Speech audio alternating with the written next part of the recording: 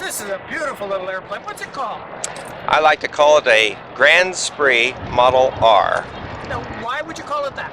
Well, to me, I feel special when I'm in it, so that's kind of a grand spree. And the Model R is after the Ryan ST, which was what I basically took most of the shapes and ideas from. Now, is this the first plane that you've built? No, actually, I've built 3 planes now.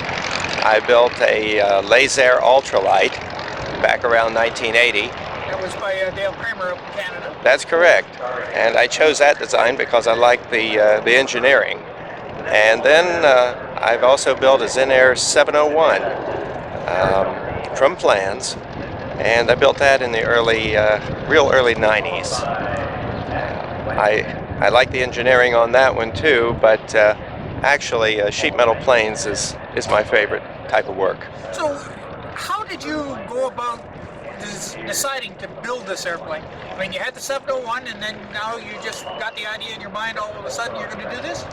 No, to be exact, I've come to Oshkosh almost every year since 1980, and every year when I look at the ultralights, I kind of have to always ask myself, well, which one would I like to have the most? And that always has a lot to do with looks. And I've never seen an ultralight which I thought was built strictly for good looks. In other words, people are always trying to build ultralights which are inexpensive or in some way efficient. Well, I don't care about inexpensive and I don't care about efficient. What I really want is a plane that looks good. And I was able to put together a combination of a lightweight engine and then the use of fiberglass to make lots of fairings to get the curved surfaces in order to get a plane with a classic shape like 1930s. Now, this airplane then, are you going to be offering plans for it, or is this just something you built for yourself? I think that it would be difficult to offer plans for this plane because there's approximately 30 pieces of fiberglass in it, and just supplying those pieces would make a kit very expensive, I think, and it was never designed to be a quick build situation.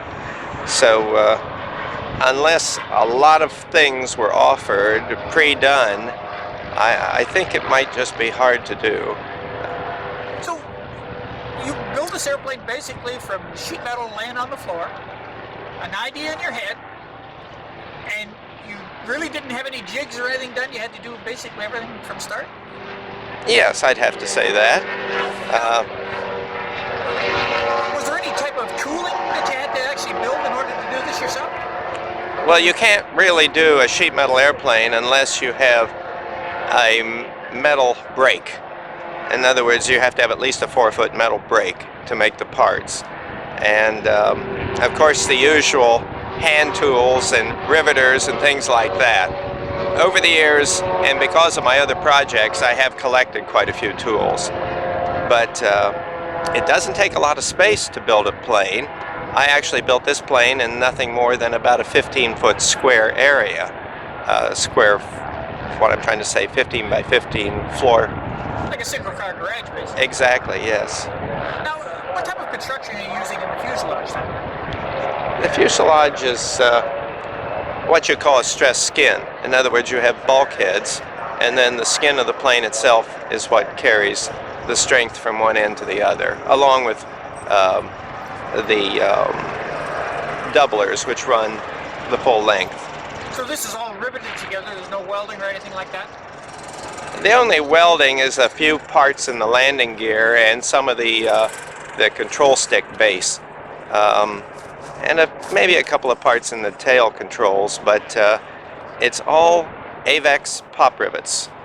And I like the AVEX because I think they go down tighter than the stainless steel rivets. Now what about the wing construction? It looks a lot like the Zenair wing. It does look like a Zenair wing, but it's not. It's actually a wing from a Hummel UltraCruiser. I bought the plans for that because I knew that that wing was designed to carry a plane of the same weight and fly at the same speed. Therefore, why wouldn't it work on my plane? And so I didn't have to go through all the design problems, and frankly, that's beyond my capability right now to design a wing. But the fuselage and the tail surfaces and the landing gear, and of course anything dealing with the engine, is all my own ideas. Now, engine-wise, what are we powering it with? This is a Kawasaki 340 of approximately 30-32 horsepower, and I use a Manta belt type redrive, 2.5 to 1. Now, have you actually flown this airplane yet? No, I haven't. Okay. What do you expect for performance out of it based on the experience you've had in the past?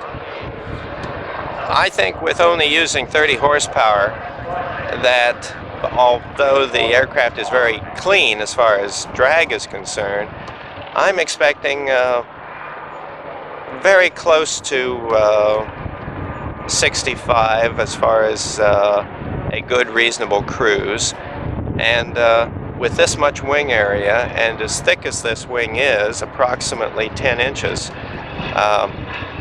I don't think that there'll be any problem at all with it landing at the proper, I think it's something around 27 mile an hour ultralight speeds. So you've got the 5 gallons of fuel on board then as well? That's correct. I've done everything I can to try to keep it as close to ultralight specs as possible. And what kind of all-out weights are we looking at? Well, I have a ballistic parachute built into the plane, which gives me a 24-pound addition or allowance, and so I'm somewhere a little bit heavy on that. Right now with this plane the way it's set up, it's between 180 and 280 to 290. Now you're using standard 3-axis control stick and rudder with ailerons? Absolutely normal. Ailerons are push-pull tubes, and all the tail surfaces are cables. Now, how long did it actually take you from the concept to having what you have here in front of us? 1 year. And how many hours in that year? I have no idea. All I know is it was a full-time job of approximately 10 hours a day. That's a lot of time. That's a lot of time, and just to make it easy, I built it in my living room. Which is a 15 by 15 foot area. No, it's actually twice that size. I just took half of it and made it into a shop, and then I put a small plywood wall down the middle of it to keep my cats out of there, and it's very convenient to do that. And besides that, I don't have to heat the shop in the wintertime if you do it that way. Because this is one beautiful little airplane. It's unfortunate it hadn't flown so it can't win any awards, because it would be an award winner for sure. Thank you very much.